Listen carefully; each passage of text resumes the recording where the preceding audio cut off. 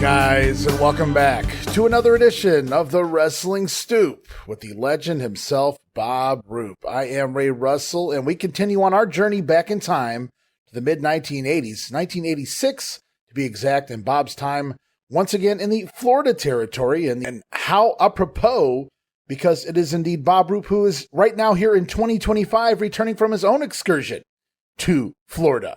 So welcome back, ladies and gentlemen, one more time. Here he is, Mr. Bob Roop. Well, thanks, Ray, and thank you out there for forgiving me for missing a week. I had an engagement that took me out of town.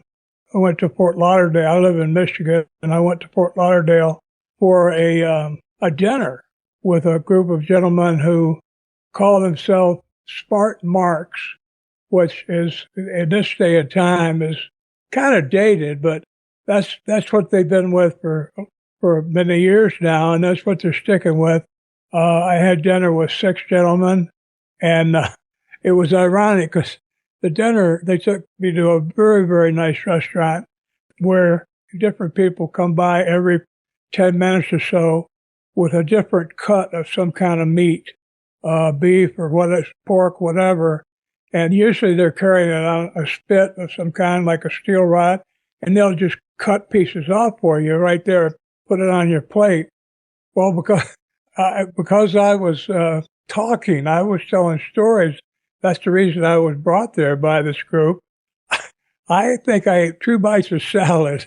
I didn't eat any meat. I had 2 bites of salad. Well, favorite place in the world. You're describing a Brazilian steakhouse, and you passed on. Yes. Well, you were sharing stories, and that's what it was all about. And I kind of mentioned at the beginning of the show, we've been discussing Florida here in the mid-1980s, and now you're back in Florida all the way here in 2025. So as much as everything changes, again, the more it stays the same, it would appear. But that's awesome that you got to go down there and you had some, smart marks for the term here, and they were discussing what Bob Roop's career, or just the career of Florida wrestling. I'm assuming they're interested in that. Oh, they had a variety of questions, a lot about Florida, but also about different wrestlers. One of the things I found out as a part of doing it, I was the 105th guest.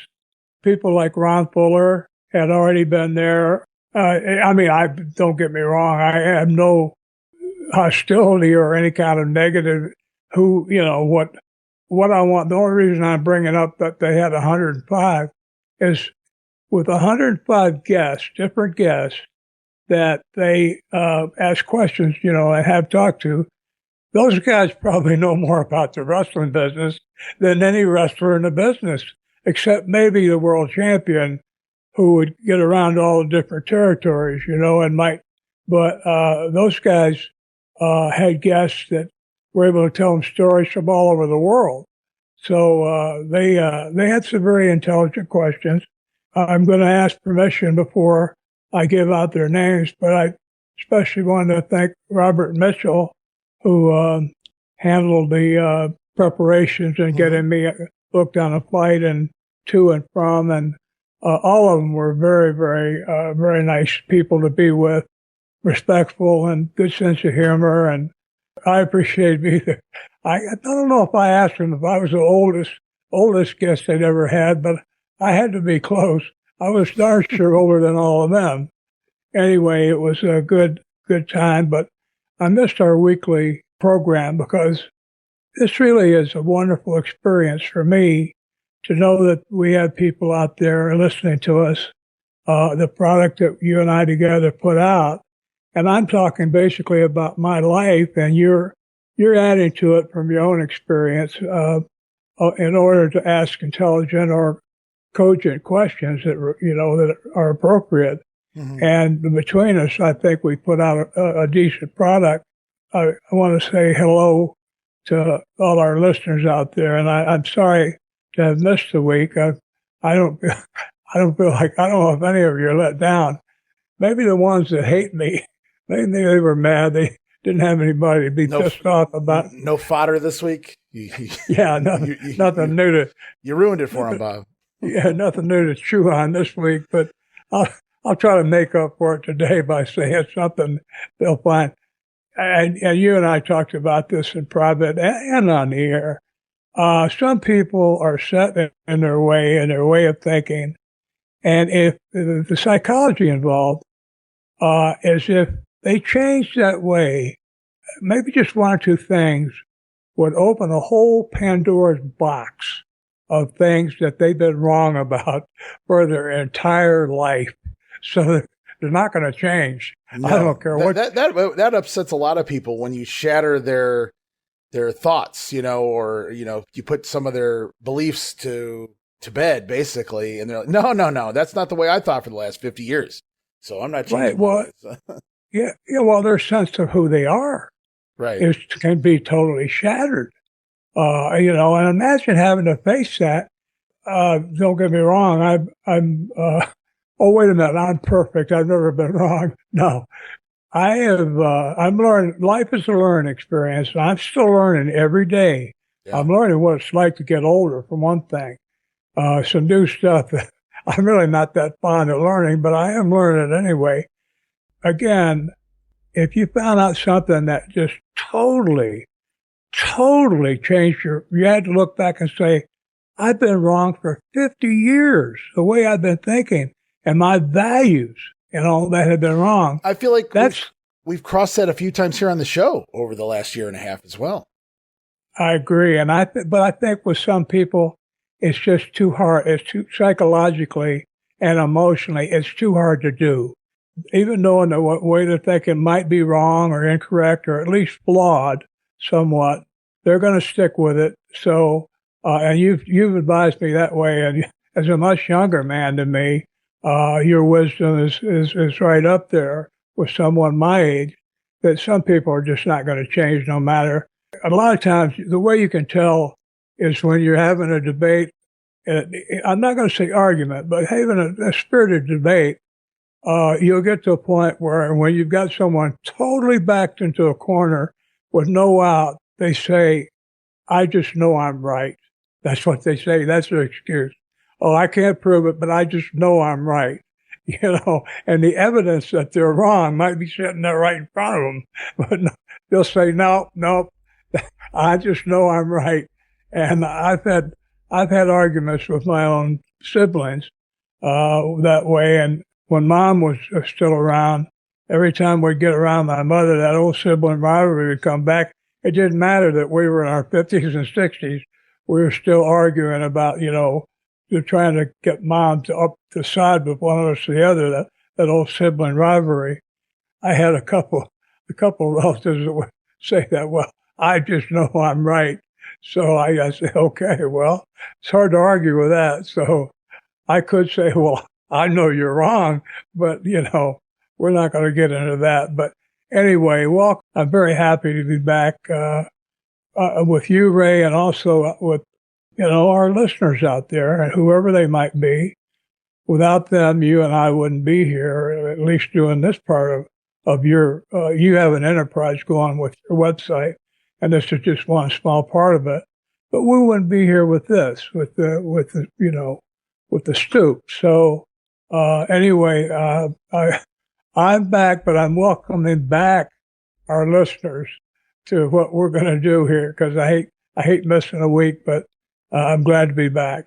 No, yeah, I mean, life calls sometimes, and hey, Bob Roop's still getting bookings in 2025, so you can't beat that, guys. See, no excuses out there to anybody. As Bob's returned from Florida, and he's back in Michigan. That's, last year I returned from Florida to Ohio, and I was like, well, not quite the son of. Well, I was in Orlando. You were in. Where were you, Bob? Where were you? Fort Lauderdale. Fort Lauderdale. That's right. I remember you saying at the top of the show. Sorry about that.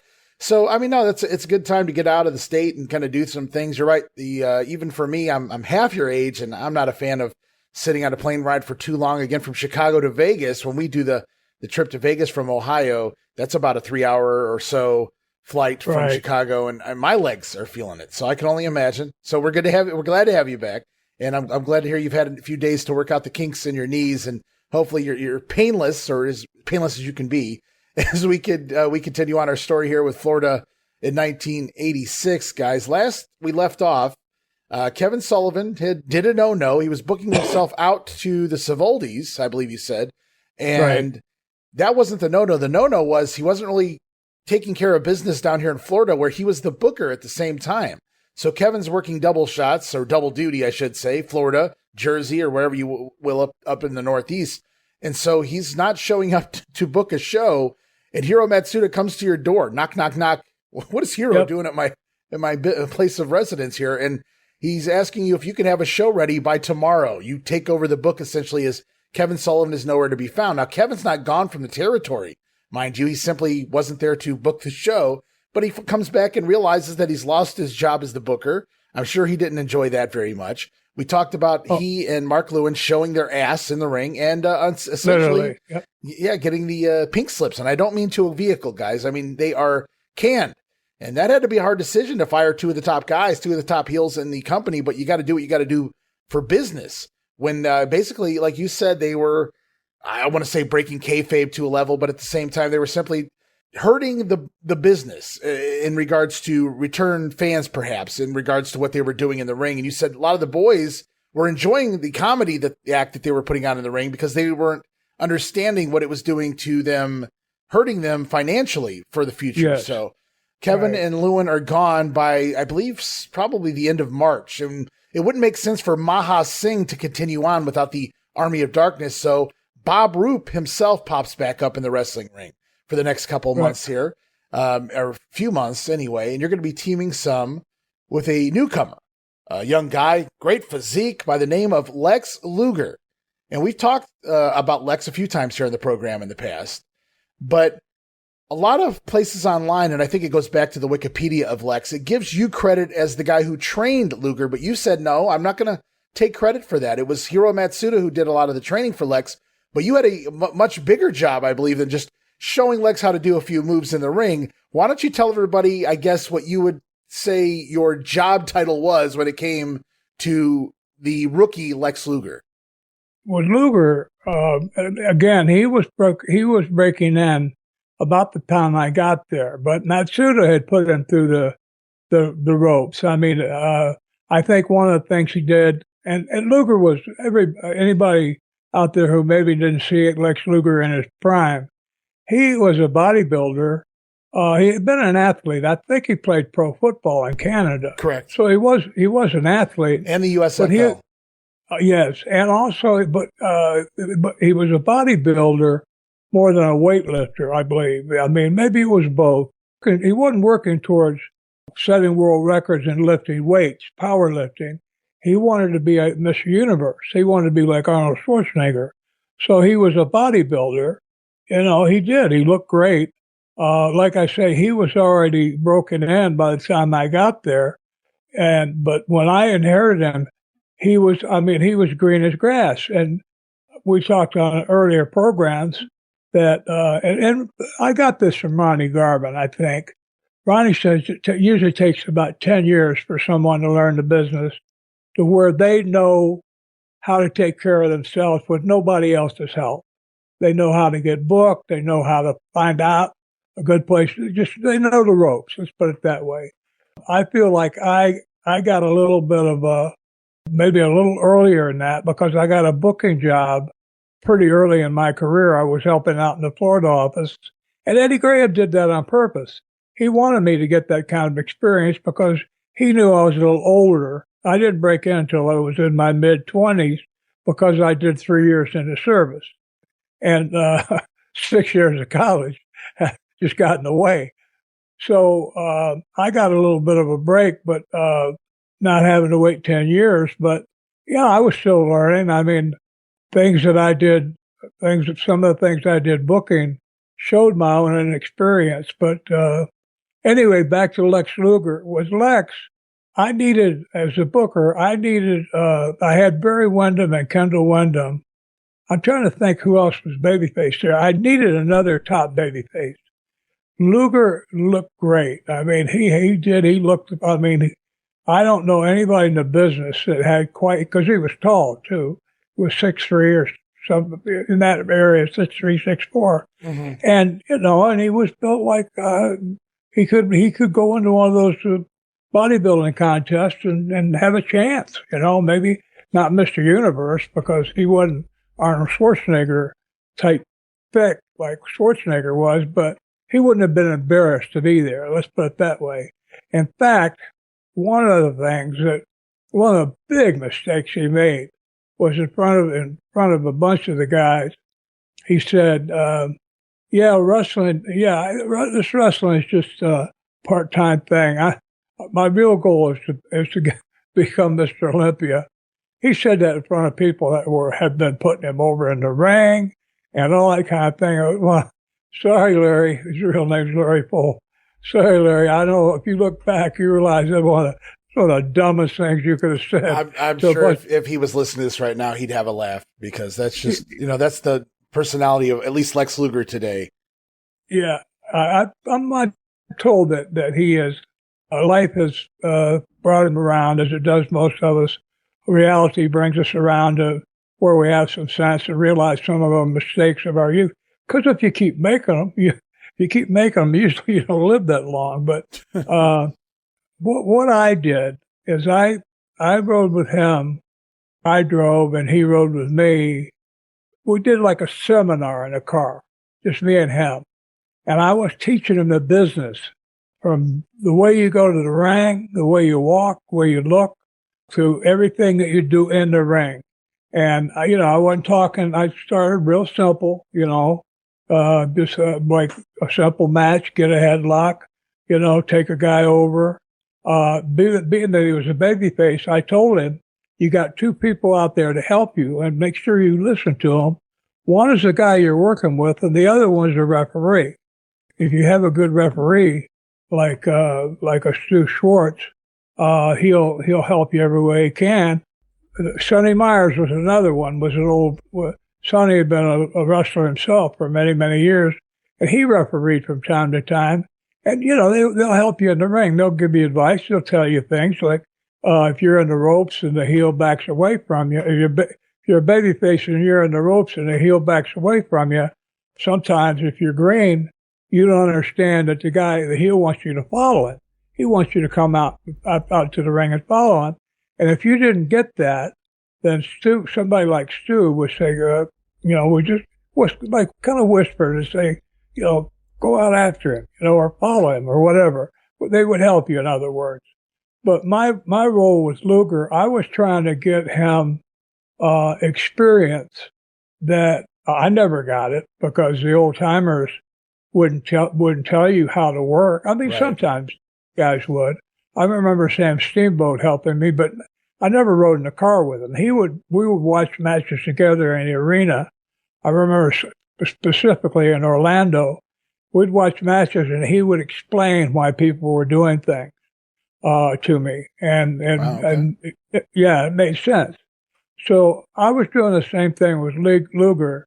And we did that for about 6 months before he took off. Maybe, I don't remember exactly the date, but I rode with him. In fact, the night I got canned, I got let go, I had ridden with him and I couldn't even leave. I found out when I got there that I was fired. I wasn't going to even be running the show.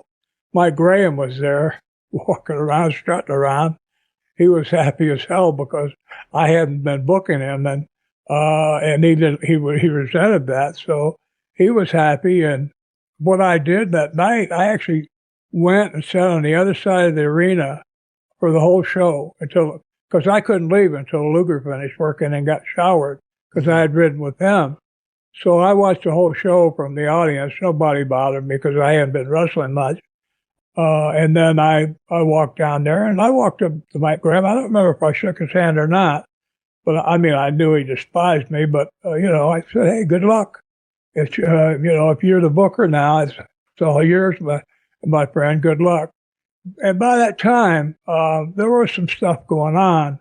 One thing I had forgotten to mention, in prior episodes was that when Kevin and Mark left, Blackjack Mulligan had been one of our main baby faces. Right. And he quit too. Oh, okay. I don't know how to imagine him as a baby face, great big monster. Sure.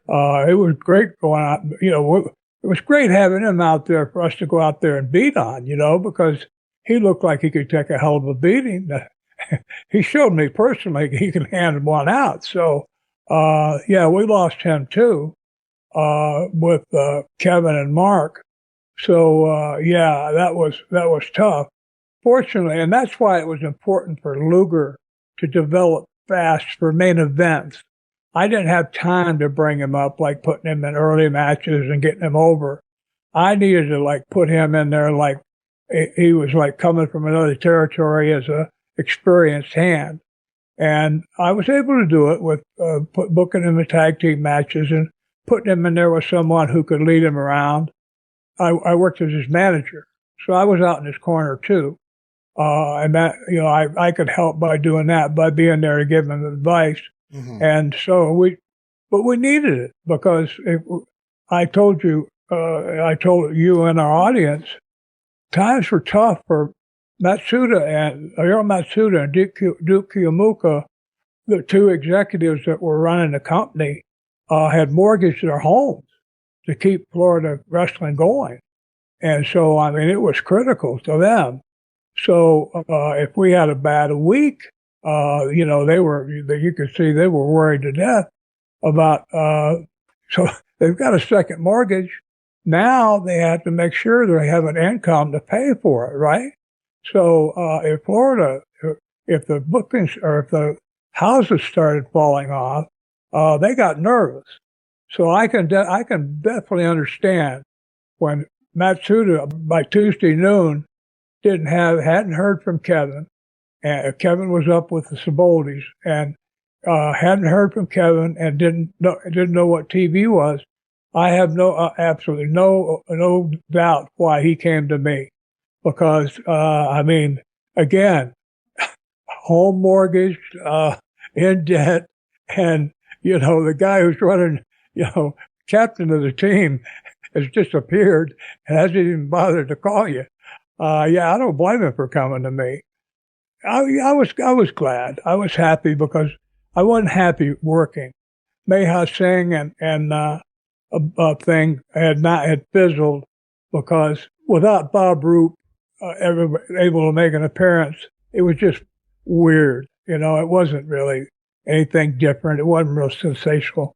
I was just another one of Kevin's acolytes. He had a bunch of different stooges. Not, I don't want to say stooges, but he had a different. For the gimmick, that's what they were. There was his flunkies. Yes. Yeah. Exactly. Look at Mark Lewin. Mark had been a booker in Australia for 10 years. He was a great interview. He was, not great, but he was a very capable interview. And he had subjugated to himself, where all he did was make woof woof noises or something like that. The purple haze, I don't know, maybe. Whatever works, I guess, right? Maybe. Purple cloak and roll your eyes into the back of your head and collect a paycheck, man. Get film walking out of the ocean. There you go. Like he walked from Europe or someplace. I love it. Yeah. I told you, Kevin's creative, if nothing else, anyways. Well, he was. He was very creative. Well, anyway, Lex, he did okay. He came along. Nobody really poo-pooed, like the term I used. I think he got away with that due to we go back to his physique, his look, right? There weren't a lot of guys that looked like Lex Luger that weren't, at least in New York. And there weren't even guys in New York that really looked like Lex, but we know a lot of the steroid guys and the bigger bodybuilders, as you will, would randomly eventually pop up throughout, working for the WWF. But Lex was different specifically for the territories, and, he's going to go on and work for Crockett here by 1987. But this 1986 year, is really what got him ready for the big times, joining the Horsemen, basically upon debuting for the most part up there in the NWA for Jim Crockett and company. But I was looking at Lex's results here and the way you booked him. And you talked about a fast track for Luger. We got to get this guy over. We got to get him to the main event. We got to get him understanding how the business works so that we can turn him babyface and make some money off of him. And right. you can kind of see that happen. Lex comes in the fall of 1985, pretty much right around the time you show up. Lex is starting to wrestle on TV. I believe he actually debuts as the Luger in his debut, but then he becomes Lex Luger after that. And the matches I'm looking at, you talked about, we got to get this guy ready. He's teaming a lot with you. You guys are working the likes of the Wyndhams, who are natural athletes when you get in the ring, Barry and Kendall Wyndham, so that's going to help him. But by May of 86, that's how quick Luger's been in the wrestling ring for maybe 8 months tops at that point. and he's already in prime feuds or title matches with the Masked Superstar, Bill Eadie, and he's even wrestling Ric Flair multiple times here in May and June into the summer of 1986, wrestling the world champion. So that says a lot about what you guys had planned for Lex as he turns babyface and almost immediately gets plugged into matches with the Nature Boy. Well, it also says something good about Luger too, that he was able to pick it up that fast, because there's no substitute for experience, and he didn't have it, but he did come again. I think again, I'm sure that the talks in the car helped. We had some trips, we had 4 or 5 hours each way. And I would be talking to him the whole way, coming and going. We didn't talk about girls or, money or anything else. I would be talking to him about the business, about matches, about what to do and what kind of situations. And sometimes I would have to repeat stuff. If I saw that he had been in situations that we already talked about and he didn't know what to do, then I would repeat it again that night or as soon as I could. I would repeat, hey, when he gets a headlock and he does this, and then what he's expecting you to do. Or if he messed up and I said, well, what happened? He said, well, he said to do this, and I didn't know what it meant. Then I would tell him what he meant. Because sometimes experienced guys would just say, backdrop. And if you're the heel, you got a headlock on him, he means he's going to throw you off and give you a backdrop. Well, Luger didn't know that. So he needed to be saying, I'm going to throw you off and give you a backdrop. He needed the whole sentence. He didn't have the experience to pick up immediately what guys are talking about. And this is not in any way derogatory. The fact that he came along as fast as he did is commendable to him. And the fact that within, I don't know how long it took, it couldn't have been more than a couple of years, he had $1 million contract with, was it Crockett or Turner? It would have been Crockett initially, in 87, right? Yeah, we haven't gotten there yet, but anyway, now as far as he and I personally, he wasn't a stooge in any way. I mean, he didn't call me sir or anything. I tried to talk to him like a colleague. I was enough older than him that I think he showed some respect for age. But, the thing that was his number one everything was his body. And I can't say I blame him. I should give him some other credit too, because you were talking about some of the big guys up in, big, thick, muscular guys that, we saw in the WWE or anywhere it might be. In order for Lex to look like he did, he had to have low body fat. So, he had to diet, he had to watch his diet. So he showed a lot of discipline to keep looking like that, because in a bodybuilding contest, guys like Schwarzenegger, 2 months before the contest, they might weigh 30 or 40 pounds more than they're going to weigh by the time the contest comes. But they start their diet a month or two ahead of time and start eating certain ways, just protein or whatever, so that by the time the contest comes, some of those guys are almost dehydrated to the point they're about to faint. But their body fat's so low that all their veins stand out. When guys are posing, and you can see the veins in their chest and back and all that. In order to get that look, you have to almost fast. Eat nothing for a couple of days. I want to give him credit now, the effort that he made to look that good. Also, the effort it took to get to look that good. It takes a lot of work. Now, he did have some help. We never talked about it. We never talked about it, and he was very kayfabish about, he was very secretive.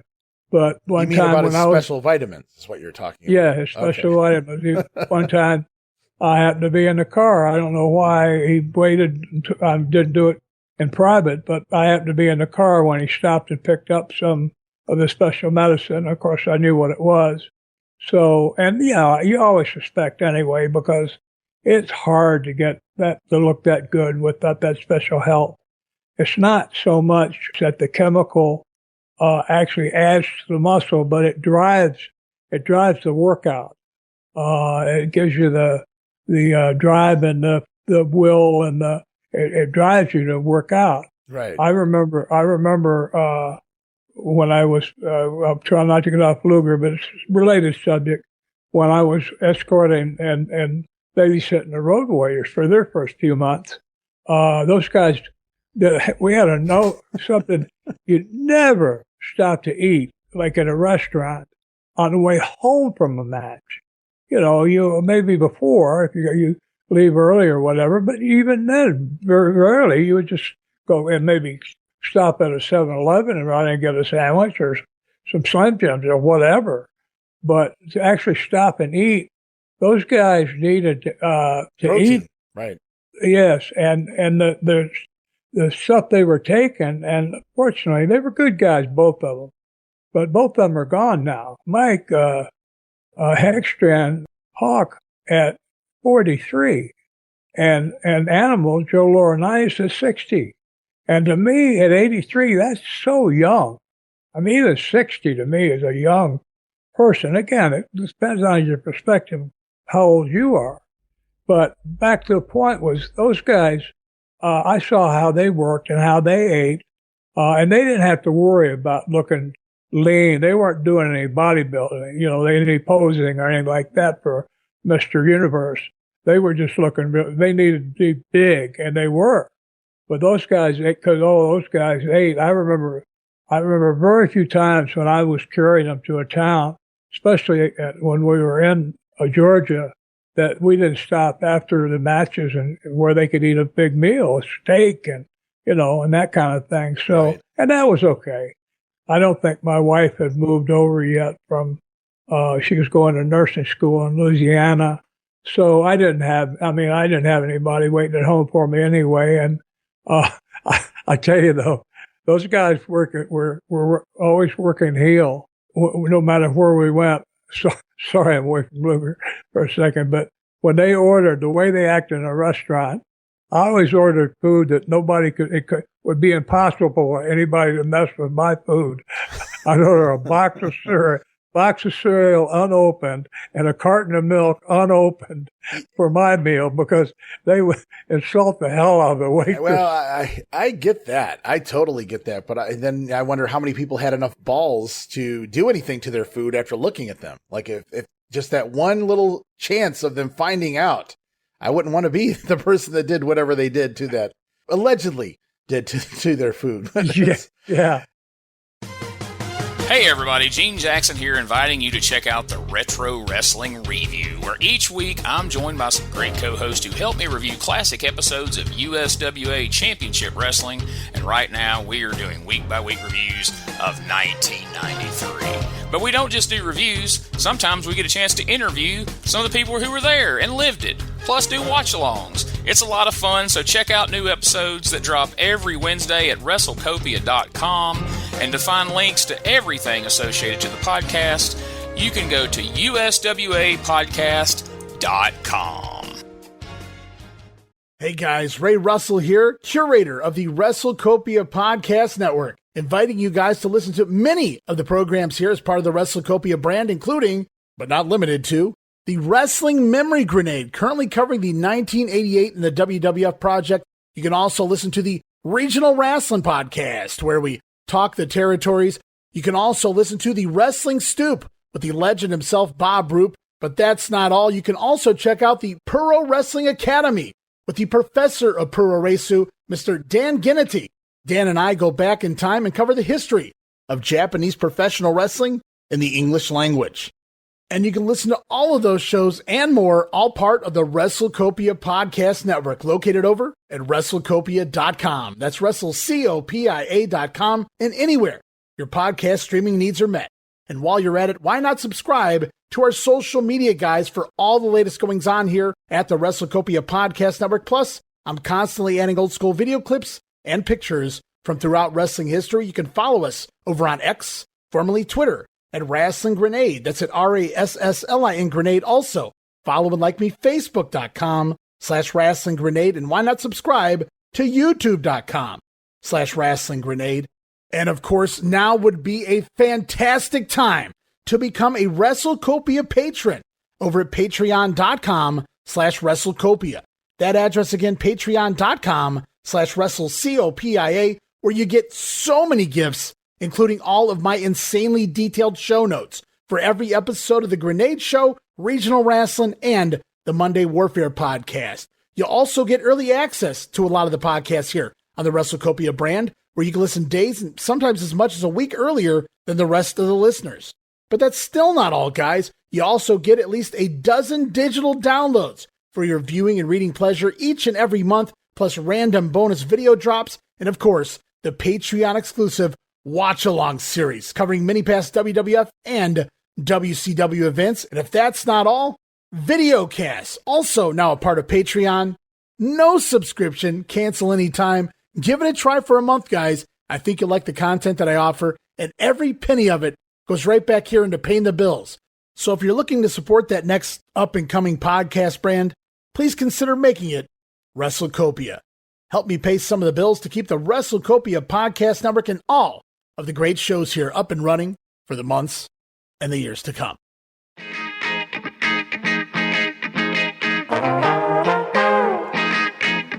Hey, it's Bob Smith, and guess what? The Outdated Wrestling Hour is now part of the WrestleCopia podcast network. But hey, no fear, you're still going to hear the unique guests, comedy, music, authors, journalists, funny people. Who knows who's going to end up on the Outdated Wrestling Hour? Remember, it's all new and all old. So check it out in the WrestleCopia podcast network and wherever you get your podcasts. Listen if you know what's good for you. Well, you know, we talked about Lex and your process of getting him, you know, adjusted to how business worked here in 1986 in the wrestling world. But many episodes ago, one of the earliest episodes, I feel like it was anyway, you told a fun story involving Lex. And so I'm openly admitting that I'm asking you to reshare a story with us here. I don't even know if you recall it off the top of your head now, but I think you said you were in the Bahamas or something like that. But all I remember was there was some sort of a tag team match or something, and you and Lex were leaving the ring and something funny happened. Sorry, Lex. Yeah, sorry, Lex. Yeah, the way the Bahamas worked, and first of all, the glamorous sport of pro wrestling, it's not called a sport anymore, what is called professional entertainment of pro wrestling. In the Bahamas, you could be in a glamorous restaurant where everything's fine because, you know, when you have people coming in to eat, you're not going to have rats running around and trash on the floor. But all the trash and the rats and everything had been swept into what we used as a dressing room, which was a big storage area in the back. Literally, when we came in there one time, what they had done to give us room to dress out is they had taken all the, like paper cups and stuff that obviously had been there for, who knows how long, because there would be an off season where you didn't go there for a few months.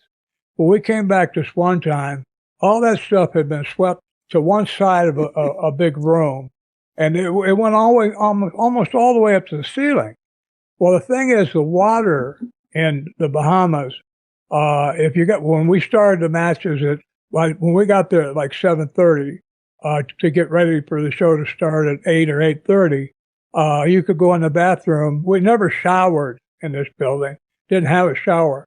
But they had a bathroom and the sink, you could turn on the water. Now, the water that came out was usually brown or, at least you had to run it for a while before it looked like water. But at least you could wash your hands or something if you had soap, whatever. But what happened is after 8 or 9 o'clock, people knew that the water supply was going to be trickling down.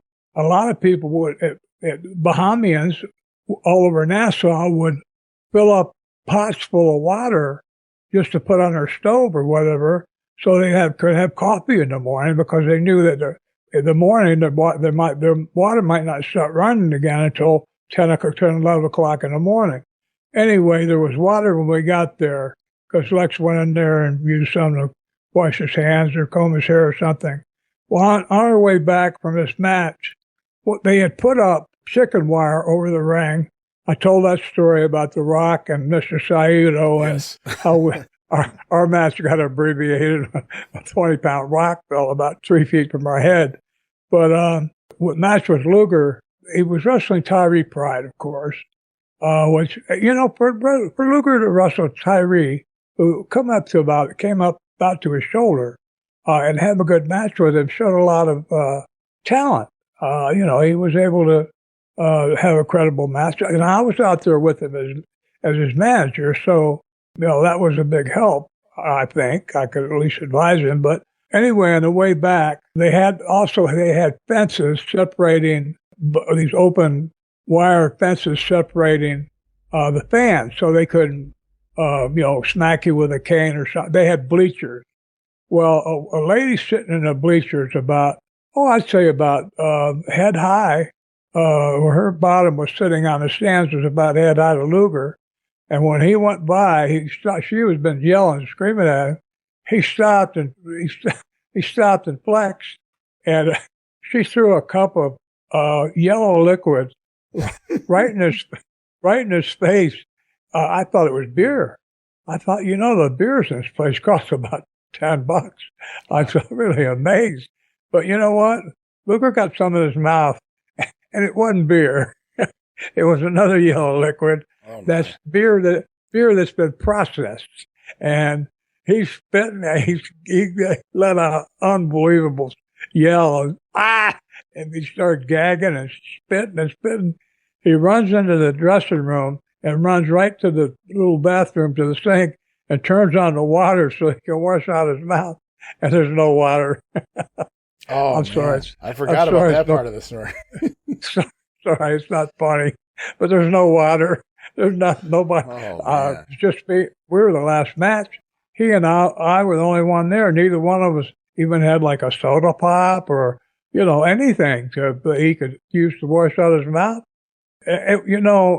In hindsight, because he didn't get sick from it or whatever, in hindsight, it's amusing. And also because of his attitude at the time. And a few months later, once he became a millionaire, all of a sudden he forgot who Bob Roop was completely. I didn't laugh about it at the time, but later that night, he augmented it. Later that night, we went out to a bar where one of the guys, and the guy that was the bartender, I think it was his bar, was a real wrestling fan. And he wasn't like a fawn. He didn't fawn over you or anything. He just liked the boys. So he was giving us free drinks. Well, I was doing my own chemical at the time, one that is normally used through the nose. If anybody out there, if you don't do drugs, you don't need to know. But if you do, you know what I'm talking about.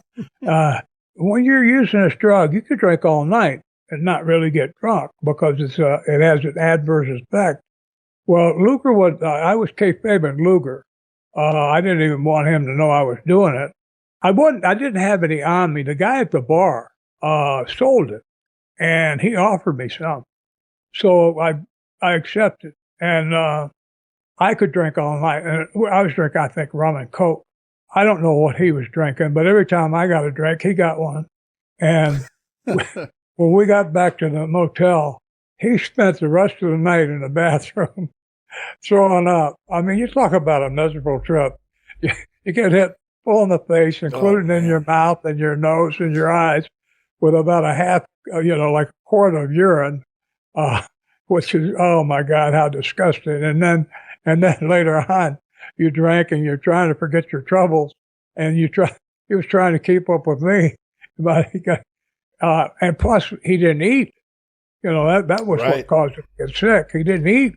Now I had something to eat, even though I was a little high on the Coke. But we get back to the room. I couldn't sleep that night because he kept making too much noise in the bathroom, throwing up. And plus, we left early in the morning. We were leaving about 7:00, and we didn't get back to the hotel till like 2. So he threw up for 4 hours. Then we got on a plane. He had to go leave his seat and go back to the bathroom on the plane at least 6 or 7 times. The glamorous world of pro wrestling, everybody. Yes, yeah. Yes. Guess what? the glamour is way overstated. That should teach everybody out there, even Lex Luger pukes, you know. Yeah. He was drinking that, let's just call it Jack. Let's say he was drinking some Jack Daniels to sterilize the piss that had gotten in his mouth, I guess is maybe what he was going for, but drank a little too much, it sounds like. He just couldn't keep up with the night. Oh man, but that's, you know, when you told that story the first time, I'd forgotten it's been so long that the water was shut off by that point, so he couldn't even rinse it off. Like, even just to feel, you know, I don't know that the water would have been much cleaner by the end of the night, but yeah, that's, man, that's. Well, another thing was he inhaled some of it. So he's hacking and gagging, and you know, he got some of it in his lungs. He's coughing and hacking like a maniac, blowing his nose, and he goes in there. I mean, he was desperate for water, and not a drop. And I don't know if there'd been any in the toilet if he'd have gone for that or not.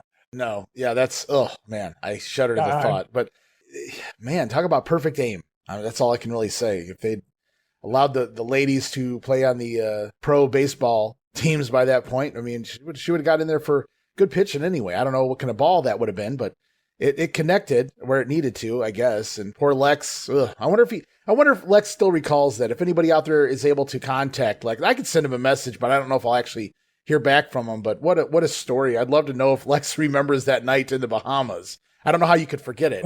Certainly, no. You know, a lot of people remember the early part of their career, and that seems like something that might have been the first time, maybe not the last, but certainly the first time Lex got hit in the mouth with a cup of piss. So I had told him, I had warned him many times, go directly back to the dressing room. Do not stop. Do not pass go. Go directly to the restroom room, because these people are dangerous. Yeah. Even with the fence up. You know, people can reach through it with a cane or a hat pin, a long knitting needle or something, and stab you right in the ear. I said, go direct, put your head down. And besides, I was behind him. You know, when he stopped, I was stopped too. Right. Yeah. You know, and I'm a target too. We might have done it. We might have been coming back and done a finish where it left some heat. I don't recall, but it didn't matter. Tyree Pride was the pride of the island, so I could see where there would have been heat here, especially if Lex somehow managed to go over or left him laying. So yeah, it's always a good idea to get the hell out of there. Hell, he could have went over and the people still hate you. So. Yes. Oh, just the fact that he beat on Tyree at all got a lot of heat. Yeah, you know, I look back at that, and I mean, it was a lesson. You know, it was a lesson for him because he didn't listen. You know, I told him don't stop. Well, straight to the back. Gotcha, Bob. Yeah. From this point forward. In fact, there's times you don't want to run, because maybe you can get, although there was nobody really in position to chase us. Right. But don't run, especially where a lot of people can see you. But, you know, move fast. Look like one of those kids who's running alongside the pool, and they say, don't run. The kid's walking as fast as he can. Well, that's the way to get out of there. Like you got a hot date waiting for you or something. You know, get out of there. Nothing good's going to happen out there. You're in the ring, you're fairly safe. Now, I hated being a manager because I had to stay outside the ring and with my back turned to the fans. I was lucky I didn't get a gallon of maybe feces dumped on my head. But, yeah, I said, I told him many times, and also in places where we did hot finishes, and you know, in the continental United States, where we did a hot finish when he was a heel, we did a hot finish where he's, you know, we ended up screwing somebody around. I said, man, don't pose, don't stop and flex, get the hell out of there. You know, I'll keep an eye on your back. I said, but I got nobody behind me, so get the hell out of there. It came a time he wanted to flex, and he paid for it. Yeah, well, so lesson learned. Hopefully, that night, I don't think too many people would make that mistake twice, or at least allow it to happen twice. You mentioned a guy here because we're in the Bahamas anyway. It's a good time to bring this up. I had a fan of the show, listener of the show, a super fan of the Florida territory, a photographer down there in the Florida territory once upon a time. Even had his hand in promoting a little bit, I believe, in the Bahamas. A guy by the name of Howard Baum, he hit me up with a question. Actually, has several questions, but we're going to get to one right now. And that is in regards to Tyree Pride, I believe. And I'm not going to try to do Tyree's accent here. But basically, I guess Tyree told Howard once upon a time that Kevin Sullivan, he give me the push, Bob Roop, he take it away. So why don't you tell everybody a little bit about Tyree Pride? We talked about his size, but his overness in the Bahamas specifically, being from there, and then maybe a city or two in Florida. But so Tyree apparently blames you for taking away his push that he was getting, I guess, in Florida proper.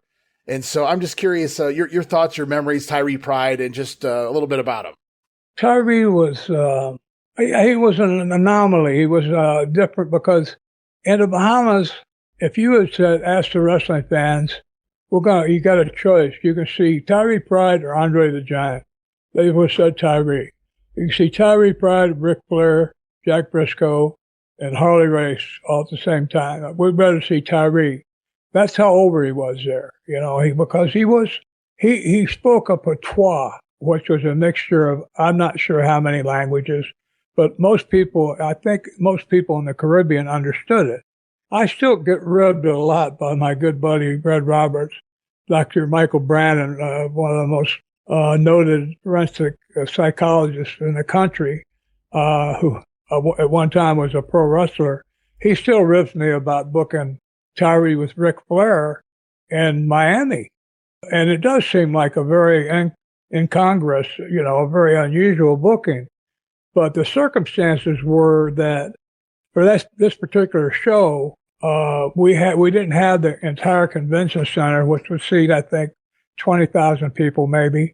We had a side auditorium of some sort in the same building that only seated about 3,000 people.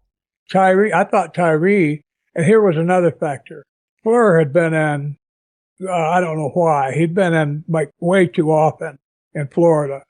He should have come in like every month, 2 months, every 2 months maybe. And he was coming in like every month for some reason. And I had booked him, or maybe it just seems that way. But I'd run out of people to book him against. I kept booking him against Barry Windham, and like Tyree I'm not Tyree, but Kendall Windham just didn't quite make it as an opponent. So I didn't have a lot of people to put Flair against. So I thought that little, again, we just had a place that only seated 3,000. I thought that Tyree would draw that many people, and we did. He did. We sold out the 3,000. And about 90% of them were, non-Caucasian. There were some from somewhere in the Caribbean, because he did. Tyree did an interview that people understood him. A similar situation was Jose Lothario in San Juan, Puerto Rico, or anywhere in Puerto Rico, because he spoke Spanish or Mexican, or I'm not sure exactly if Spanish is the right word, but he could do an interview in Hispanic language that people understood. So he was a babyface in Puerto Rico, where he might not even be in a main event anywhere in the States. Maybe Miami, probably Fort Lauderdale, although Lauderdale was just a little bitty armory. It wouldn't draw more than, wouldn't hold more than maybe 800 people. But, Miami you could have a big gate. You could get a big gate there. Mm-hmm. So Jose would, and the same with Tyree, because they spoke languages, and was the same thing with Bruno Sammartino in New York, and then Pedro Morales, because Bruno had, what are there, 2 million Italians in New York City, and however many million Hispanics for Pedro. Yeah. You have a built-in audience there. That you make a champion, they're going to want to come and back their champion. Right. Makes sense. Well, it was the same thing in the Bahamas and also in South Florida, Miami. A lot of the menus in Miami are in English and also in Cuban, but they're in both languages. So that shows the import of how many Cuban people lived in Miami. And also there were people in Miami from all over the Caribbean. So, yeah, Tyree meant something down there too. Although, you know what? I don't remember him in a lot of main events in Miami. I think he might be up on, have had some matches where he was maybe a semi-main event or a special match. But in order to do that, you would have had to put him on TV and create an angle of some kind. And I just don't remember. I don't think I did that. Now, maybe Kevin did, but I knew that we could draw in the Bahamas with him, just doing an interview for them. I knew that he could draw in Miami, whatever he was going to draw. He could draw by, I don't know if I had him do an interview. I don't know if I booked him every time.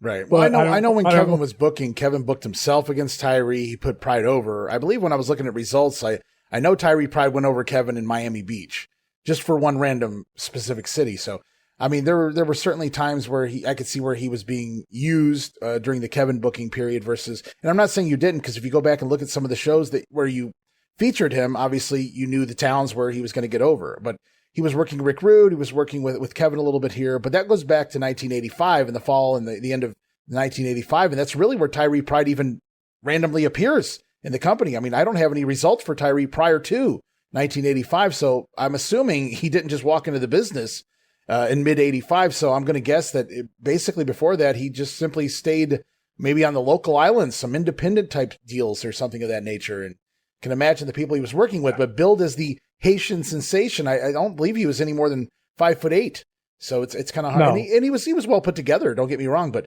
and he couldn't, again, you got to go back to the promos and cutting the promos for television, not just for the local people in the certain cities that, that love him or love or know the language and things of that nature. So it's definitely hit or miss, I guess you could say. So it makes sense that, you can use him where you can use him, and in other towns, he's not going to be as over.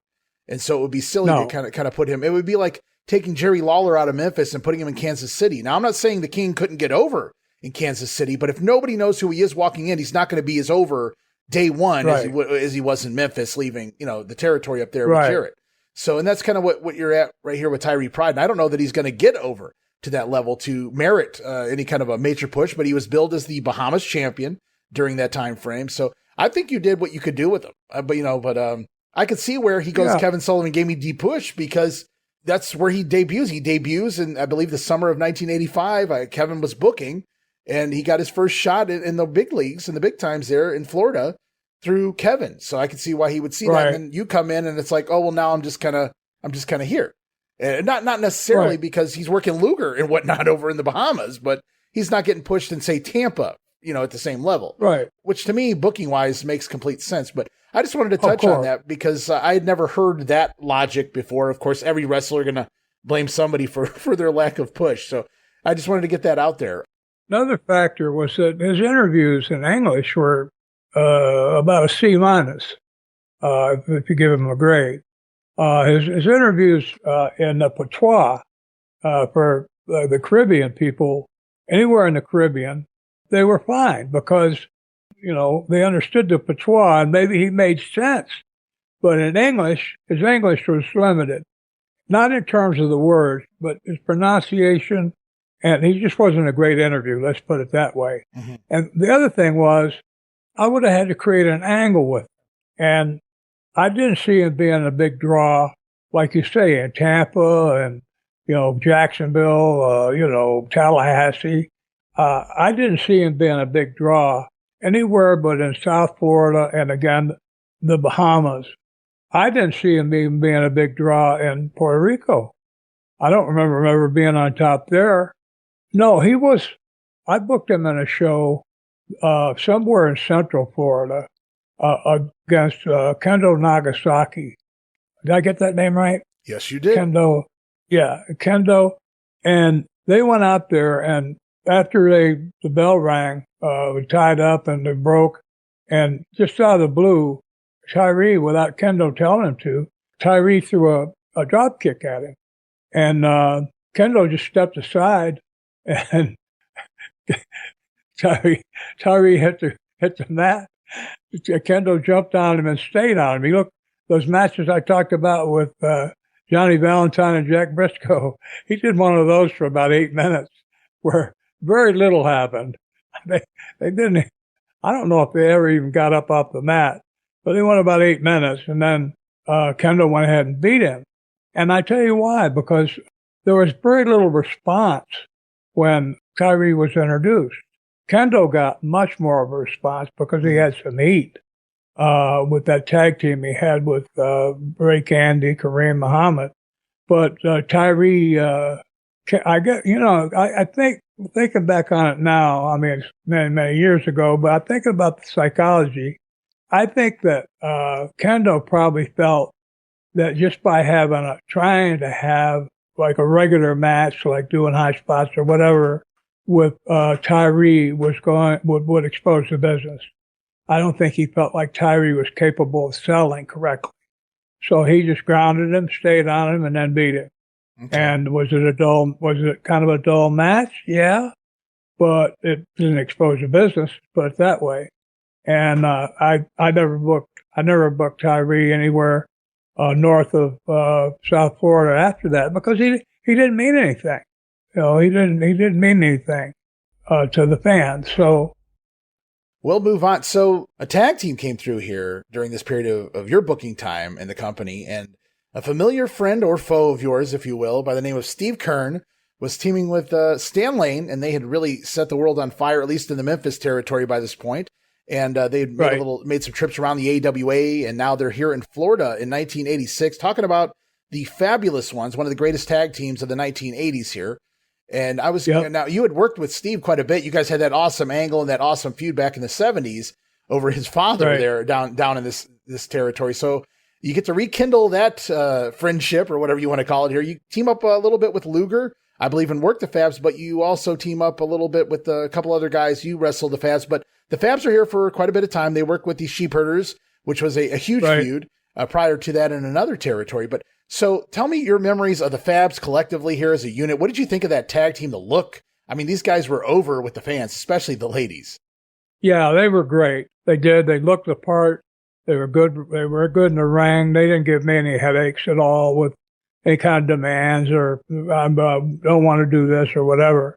They were very, very good. And they were professionals. They were guys who knew what they were doing and had been over, knew what it was like to be over, and knew what to do in the ring. And I didn't have to say much to them. I tried to take care of them because they helped draw. Yeah. Have you looked at the bookings? Were they ever on top anywhere? Florida? I'm talking about Florida. Yes. They were certainly they headlined with some of the other top talent in tag team matches. Yeah. Good. I just didn't recall. Yeah, I think they were that good. I know the matches they had with the Sheepherders were very good. I don't remember if they won against. I'm sure they did.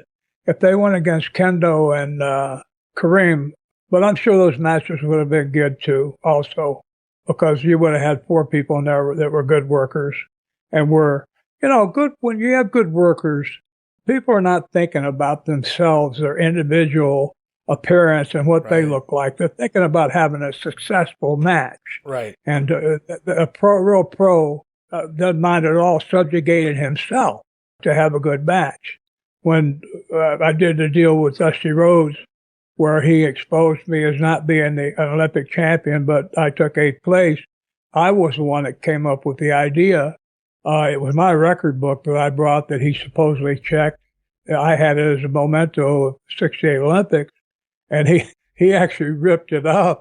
We did a thing on TV where he left me laying. I was bleeding. He left me laying like I was knocked out in the middle of the ring. That's the way they run off the air or after that match. And I didn't care about that because, the idea was to get the angle over. And that was what was great to have with Steve and Stan. They were, but keeping that look is difficult. I remember that Stan was having some concerns about his hair receding a little bit. He would have those concerns all the way to the end of it. He actually gets some, I don't know if it was a weave or had some hair plants or something put in his hair in the latter days of his career in the 90s, working for Jim Cornette and Smoky Mountain. And he got to the point where he started wearing headgear just to keep keep his hair on during the matches because Wow. Stan was a handsome looking guy, right? I mean, I can even say that, you know, and so I could see where that was his whole image and deal. And from my understanding, man, could he pack in the ladies more than anybody. So. Oh yeah. Yeah. Well, I saw a picture of him and Steve. They posed just the other day. Oh, by the way, the day after I did this appearance in Fort Lauderdale last Tuesday, Steve Keirn called me the next day. Oh wow! He's got my phone number. He called me and asked me how. He said, I saw it on Facebook. He said, how'd it go and all that, and he congratulated. We had a nice talk, and he was one of the ones that kind of helped me along the way. I needed help from Steve at pricing myself for going to things, you know. I didn't know what I should ask. So I asked him, and he gave me some advice. And anyway, that's how we kind of started got talking. But he called and congratulated me and said that, you know, asked me if, you know, how it went and everything. I told him, well, I found out that I was 106 guests. Now, Steve had been down there a few times, so maybe it hadn't been 106, but let's say 90 with guys coming back more than once. And Steve lives in Florida, so, you know, it's easier. They don't have to fly in from, like with me, they have to fly in from Michigan. But it's just like, I told him, it's just like with the Hall of Fame. My main claim for the Hall of Fame is that I stayed alive long enough to where they say, well, you know, we got a bunch of dead guys we can put in here. Is anybody still alive for this year's Hall of Fame? Who can we get? Who's still alive? Bob Roop. Oh yeah, he used to wrestle, didn't he? All right, let's get Bob. I felt the same. I told the smart Mark the same thing. I said, look, I don't care if I was 105th or 205th or whatever. I'm glad to be here. You know, it has nothing to do with seniority or protocol or who's what. I just hope. And I got the guy said they enjoyed.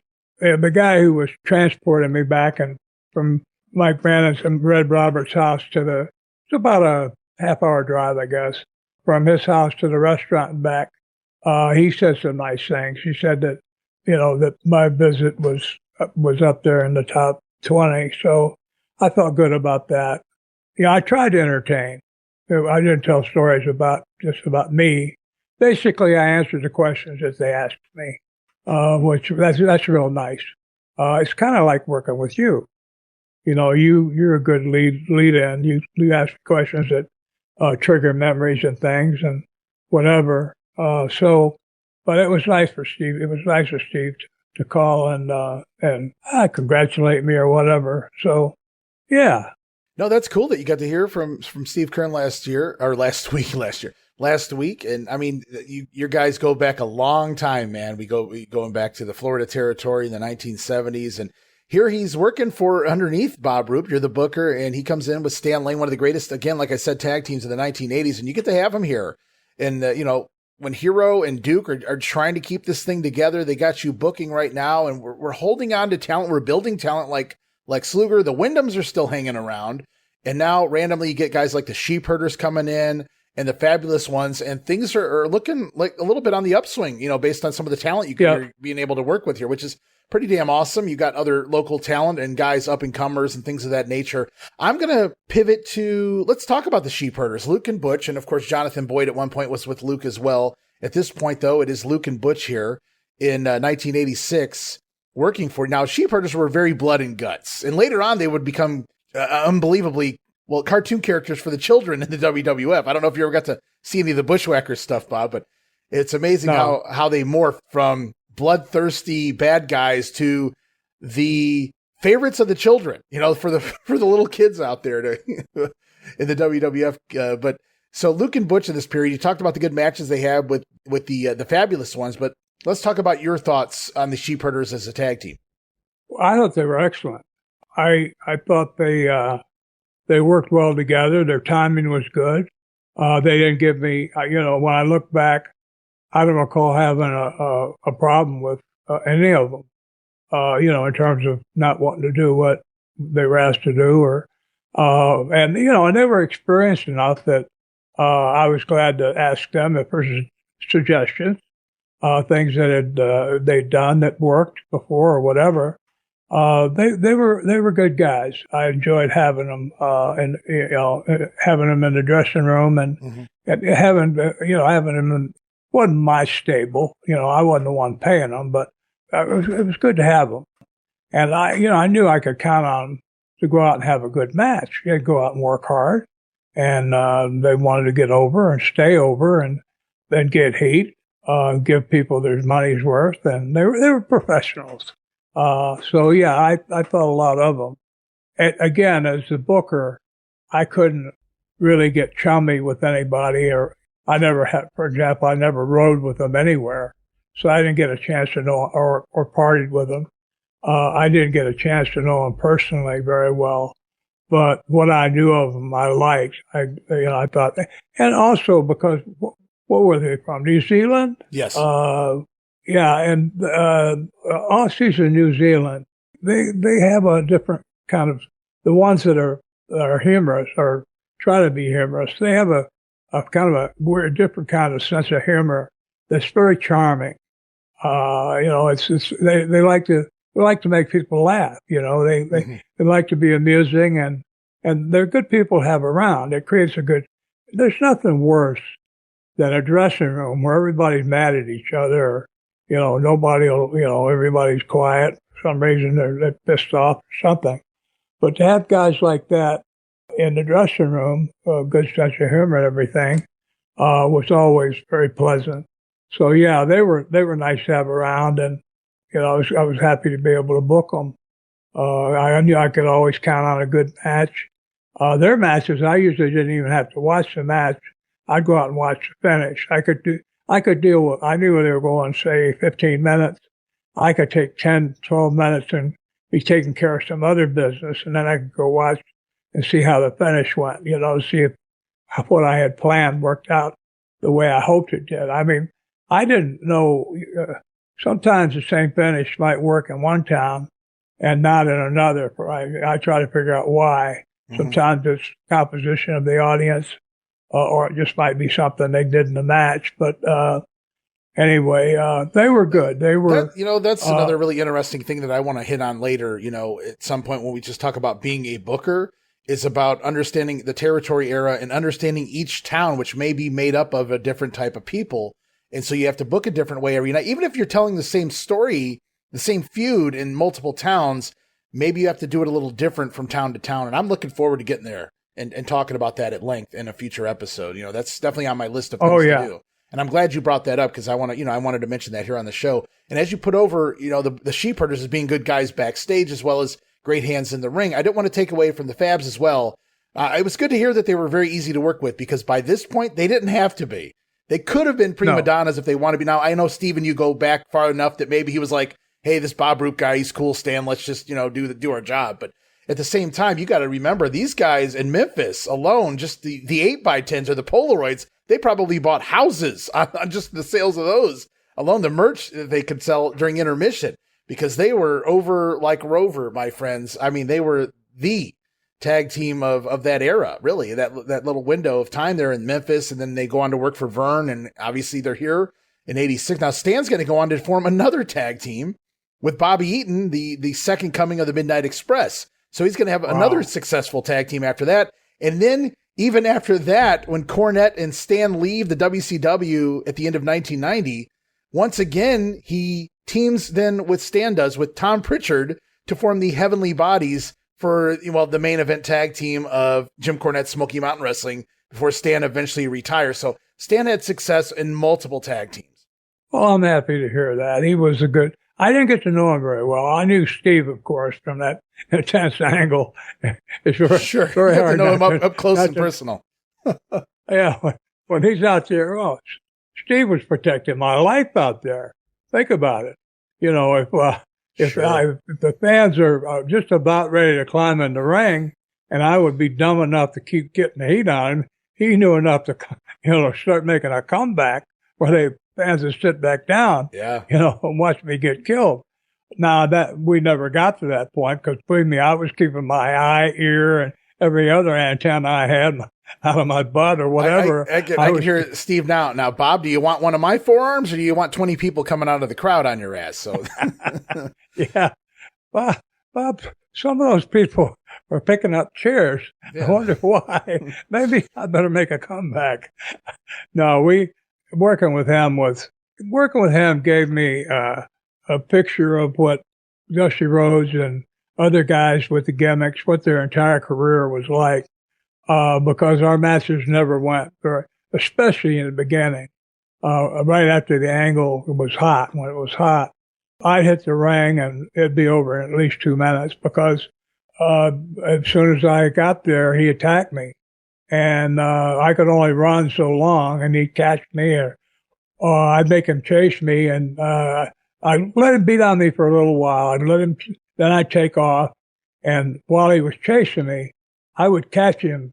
He would be coming through the ropes. I would run around outside the ring and slide through the ropes, roll under the ropes, and when he rolled after me, I would be on my feet. I would kick him in the head and take over on him. Right. Well, I work and kick, of course, and take over on him and beat on him a little bit.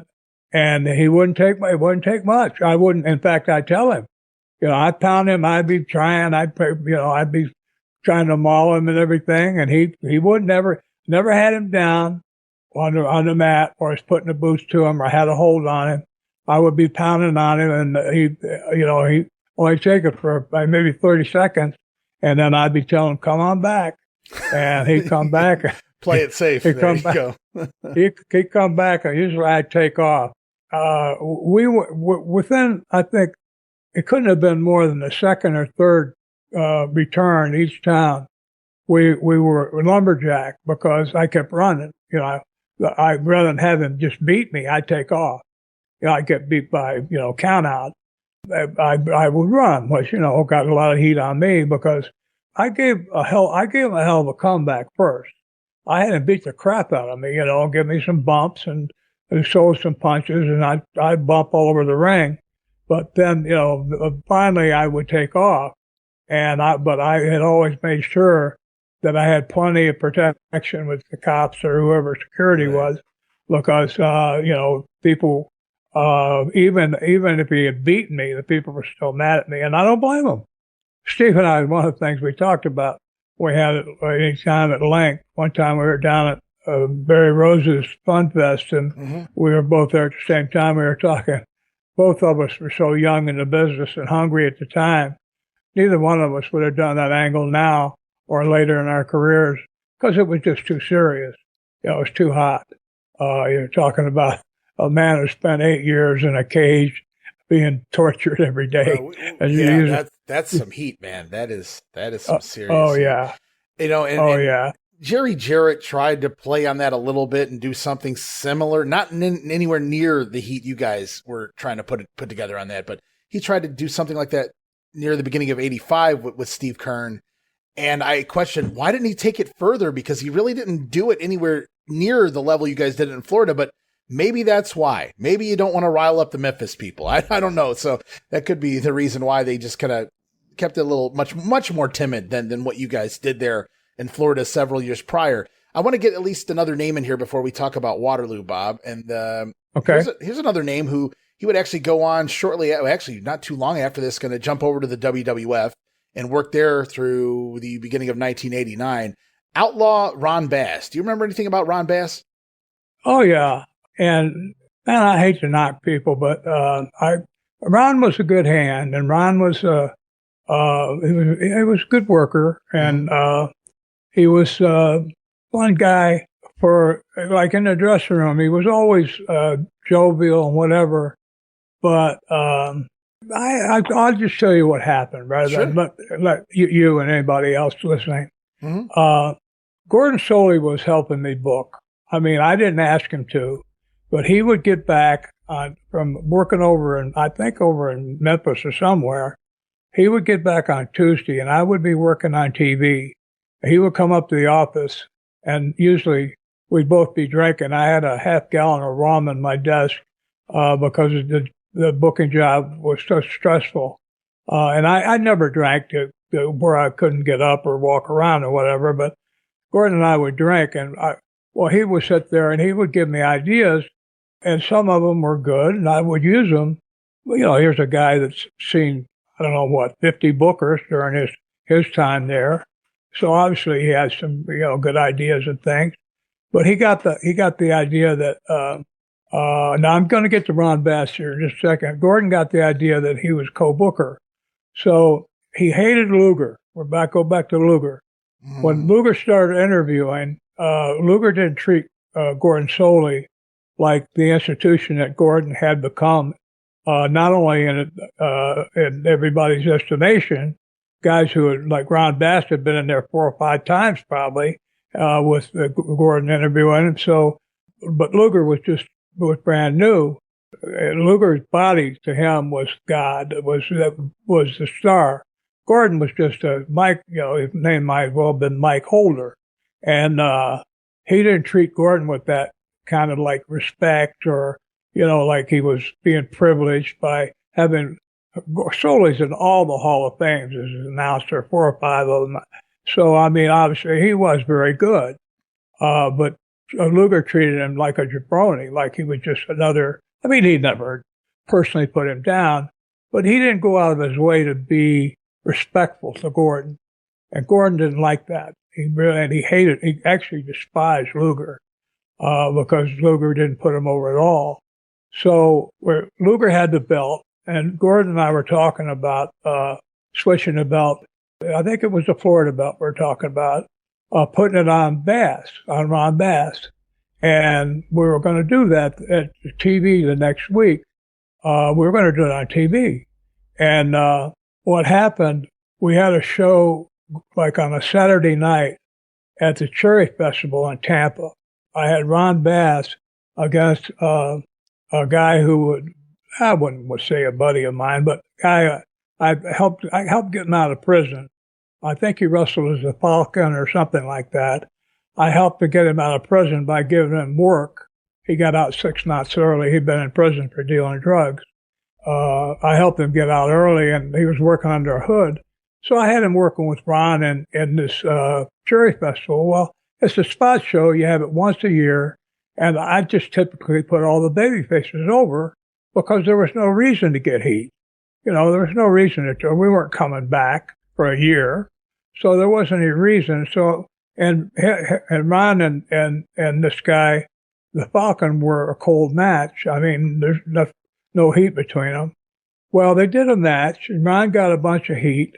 And instead of giving the guy a comeback, any kind of comeback at all, he just, the finish was a small package. Instead of that, Ron beat on him for like 10 minutes and then went like he was going to slam him again. The Falcon small packaged him and 1, 2, 3. The reaction was, we used to use the expression, Lex might not hear it as flat as piss on a platter. He might not like hearing that piss part, but that's what the match was like. It was flat, the response. No response, very little response at all, because it didn't make sense. And so, when Ron came back to the dressing room, I waited a little while and I said, Hey Ron, didn't you forget something? He said, Oh, what? He looked at me with the cocky look on his face. He said, Oh, what? I said, like the comeback? And he went, Oh yeah, snapped his fingers like, Oh yeah, and grinned at me. Well, let me ask you this, or anybody out there listening knows anything about wrestling. When you put a belt on someone, you give them power. Because, for example, who was it that took the Ollie's belt with him to New York? The championship belt from Georgia. When he left, he took it with him. Spoiler. Don Jardine. Spoiler, yeah. I was going to say the destroyer. Yeah, the spoiler. So if you put a belt on a guy, you give him a certain amount of power over you as a booker. You can always take it off him and just actually grab the belt and just take it. But then it's awkward. Why you went to the effort to make the guy the champion. Now you have to just get rid of him and take the belt, and So you give a guy a certain amount of power. And my thought was that if Ron Bass will not do what I asked him to do in a small spot show. Why am I going to put the belt on him and give him any kind of power? So I decided not to. Well, when Soli got back Tuesday and he came up and found out that I changed my mind, he completely lost it. He turned completely against me.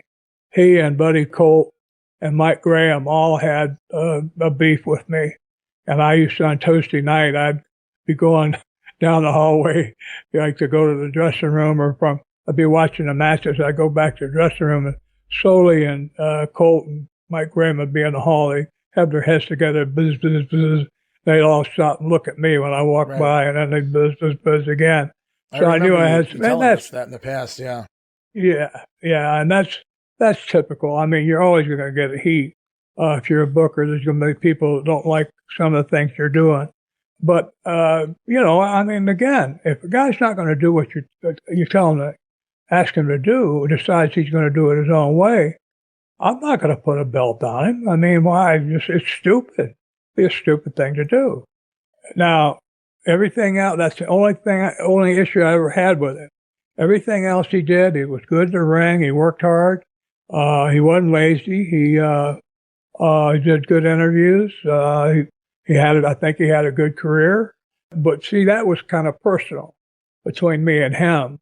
That I'm not saying that you also have to follow directions, especially like you say, when you're putting him in position to lead the company, so to speak, as the champion. Now, I know Bass will get the belt, but it's very brief. It's basically a back and forth with Wyndham. He beats Barry beats him back a week or two later. So part of a story or whatever you got going on there into the fall of '86. But no, there's no long-term positioning of Ron Bass as the champion, though he does get to work with the Wyndhams because, like you said, he's one of the talents, that you got that you can depend on to have a good match out there. So Ron's still getting work and put in a push to some degree as one of the top heels, but you can't really trust him long-term with the belt is what you're saying, based on the fact that he doesn't want to feel like he needs to listen to direction to help another guy look good. And it kind of ruined the finish, the way you booked the finish, the way you wanted the fans to respond. And it makes sense based on the fact that the guy didn't even get the comeback first. Well, I didn't know. See, I didn't know Bass very well either. I'd never ridden in a car with him. Okay. I didn't know him personally. And he seemed like he was always a pleasant guy. He was always smiling and everything. Seemed like a warm, But when he gave me, he looked at me, he had a kind of a smirk on his face. I thought, there's a guy behind this persona I'm seeing, that a guy I don't like at all. But the point is, and that was not a big deal because he didn't know anything about getting the belt. I hadn't told him anything. Right. But it was Soli. Soli came back, and when he found out that Luger was going to keep the belt another week, he thought that he had assumed that he was co-booker or something. That was never official. That was never made official. He never wrote anything in my book about matches, but because he had given me ideas. And, again, I was just another booker coming. Go, like I say, Soli might have seen, I don't know how many bookies, bookers, maybe 50, maybe 100. Well, you got to remember, Gordon was not just covering Florida; he was covering Georgia, and he was through for Fuller as well here by the mid '80s. So, yeah, he had certainly seen pretty much everybody that ever came through with a pencil. I would think between the Georgia and Florida territories alone over the course of he got his start when Eddie Graham picked up TV for the Florida territory. Gordon had been there since day one, essentially, with the Florida territory, and then of course he moves on to TBS as well. So yeah, he saw it all, basically. Yeah, and, I don't want to knock Gordon Soli at all. He's an institution, but for anybody out there who's interested in Gordon, his daughter wrote a thing called the Soli Chronicles, and I read those. I've said this before. I read that before we even started this podcast because I wanted to be able to talk about Gordon in a way that he's universally admired. Because his television persona was excellent, but he was a functional alcoholic. Yeah. Smoke, and this is all his daughter. I learned this from his daughter in her book. He started drinking usually around noon. He smoked 4 packs of cigarettes a day. That's a troubled man. That's That's the man's got some serious problems. Well, it's certainly going to have some serious health problems before too long anyway. Which, well, the cigarettes, he ended up, the cigarettes, he ended up with throat cancer. You have to think that they had an effect. But his work was excellent. Yeah. He was one of the best. And like all people, I mean, nobody, I've got all kinds of flaws that still here. Gordon's gone. I'm still here with my mess ups. But, and I admired Gordon's work, because he was one of the few guys that could do announcing and color. He could do the color commentating and be excellent at both. A lot of times you needed two people. Now, after a while down there, they put Buddy Colt on, at least on Sunday. I don't know what was John Heath hosting the show. Yeah, they had Colt at one point co-hosting with Gordon on the main show as well. Right. Yeah. Right. Many years Gordon did it on his own. Yeah. So, but yeah, did he hate Luger though? Well, he just despised him. I bet he loved getting hired by Turner in '89, realizing Lex Luger's your U.S. heavyweight champion then, because Lex he had made it by that point. But I guess Gordon had to take what he could get by that point in regards to having a job working for Turner, because he kind of lays dormant here for the rest. I mean, he finds work. Obviously, he works for UN Global. He works for Ron Fuller for a cup of coffee. He works for, a couple of different Florida promotions. They're trying to upstart there. But at the end of the day, Gordon gets, the big break again.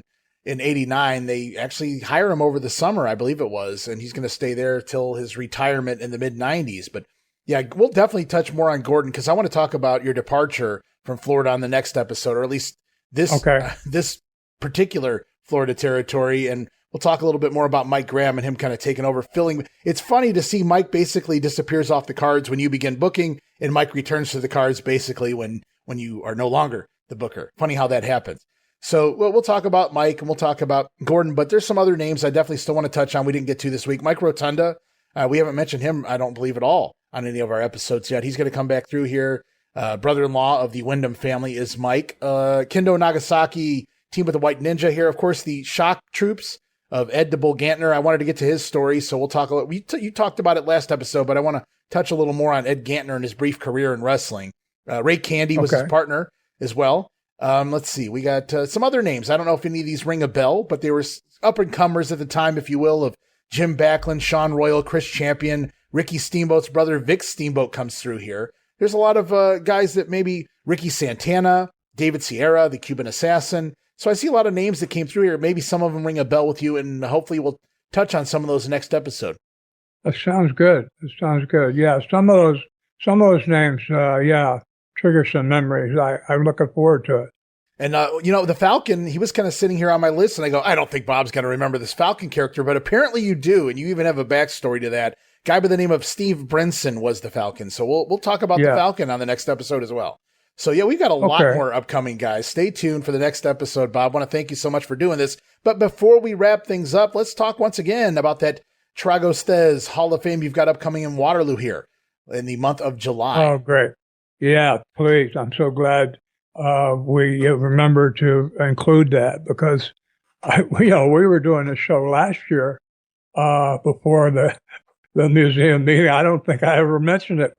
How stupid, inconsiderate could I be? So it's a great 3 days. It's definitively set up for the people who attend to mingle with the wrestlers. We're walking around in the same areas. Everybody's very approachable. They have an official time, like when there's memorabilia, they set up tables where guys can sell pictures and, T-shirts or whatever. But they have events going on all day Friday and Saturday, with a banquet Saturday night.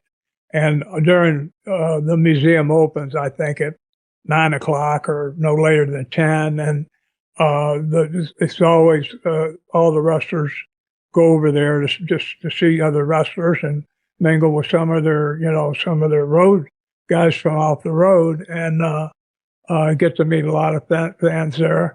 I'm looking forward to being there. I hope anybody out there who's listening to this, I hope you can make it. I'd love to be able to personally thank you for listening to Ray and I put this out every week, and or not every week, but as often as we can.